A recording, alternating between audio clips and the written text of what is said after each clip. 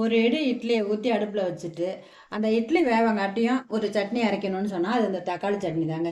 பாருங்க, தக்காளி ஒரு 4 தக்காளி அரிஞ்சு வச்சுருக்கேன். ஒரு 2 ஸ்பூன் பொட்டுக்கடலை அந்த தக்காளி மேலேயே நான் போட்டுட்டேன்.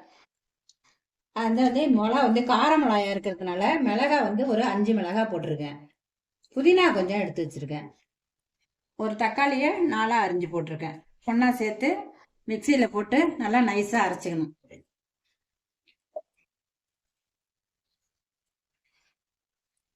இதுக்கு தேவையான அளவு உப்பு அதே போட்டு அரைச்சிடும். நல்லா நைஸா அரைச்சி எடுத்துக்கணும். அதை மேலே அடிக்க போகுது. தாளிக்கிறதுக்கு 2 வெங்காயம், பெரிய வெங்காயத்தை சின்ன சின்னதாக தான் இருக்குது, அதில் 2 வெங்காயம் எடுத்துட்டேன். அதனால் பொடியாக அரிஞ்சிக்கணும்.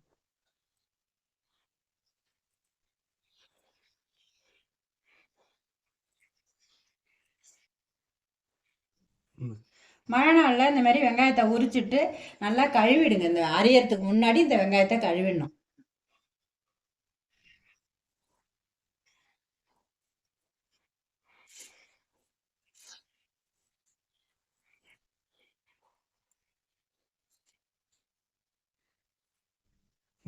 வெங்காயம் அரியும் போது 2 கொத்து கருவேப்பிலையும் எடுத்து வச்சிருக்கேன். கொஞ்சம் பச்சை கொத்தமல்லியும் கொஞ்சம் அரிஞ்சு முன்னாடியே வச்சுக்கிறேன். கொஞ்சம் பொடியாக நம்ம அரிஞ்சு வச்சுட்டோம்னு சொன்னாக்கா அது நம்ம சாப்பிடும்போது ஒருத்தரும் தூக்கி போடாமல் சாப்பிட்டுடுவாங்க. இப்போ அப்படியே கொத்தா போட்டோம்னாக்கா அப்படி தூக்கி எறிஞ்சிடுவாங்க.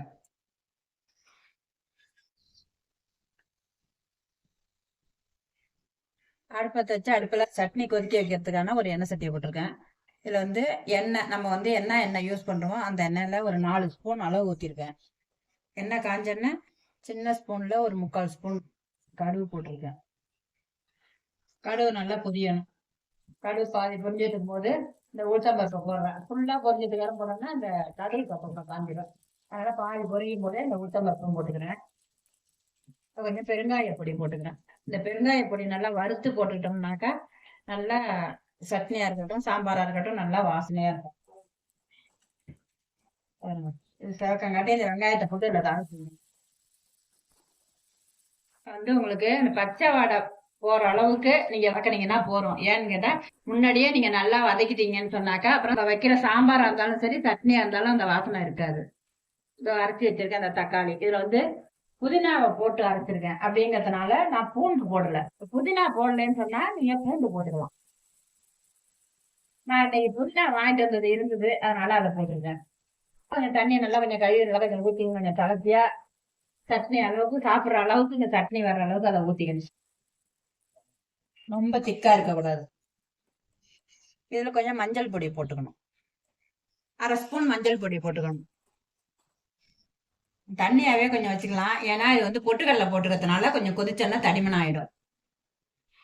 அதுல வாயில ஊத்தி பாருங்க. ஊத்தி பார்த்து அந்த உப்பு உரப்பு எல்லாம் சரியா இருந்ததுன்னா விட்டுருங்க. அப்படி ஏதாவது கொஞ்சம் கூட குறைச்சா இருக்கிற அவ்வளவு உங்களுக்கு தெரிஞ்சதுன்னு சொன்னா ஒரு 1/4 சிட்டிகை ஜீனி போட்டுங்க. அது உங்களுக்கு உப்பு உரப்பு சரியில்லாம கொஞ்சம் கூட குறைச்சா இருக்குன்னு தெரிஞ்சதுன்னு சொன்னா போட்டுங்க.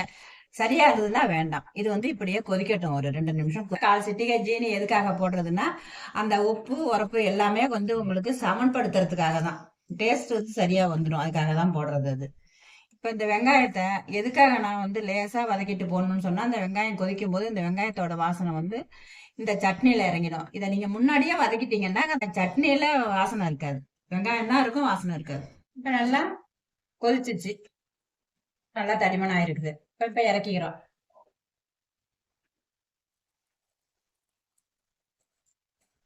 இப்ப இதுல கட் பண்ணி வச்சிருக்கிற பச்சை கொத்தமல்லி, கருவேப்பிலை ரெண்டையும் அதில் போட்டுக்கிறோம்.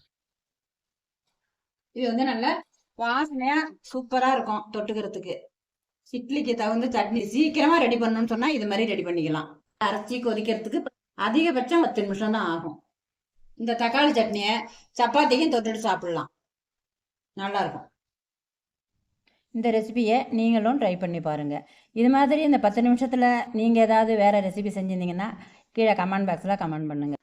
நம்ம வீடியோவுக்கு ஒரு லைக்கை போட்டுட்டு இது வரைக்கும் நம்ம சேனலை சப்ஸ்கிரைப் பண்ணலன்னா உடனே சப்ஸ்கிரைப் பண்ணிடுங்க.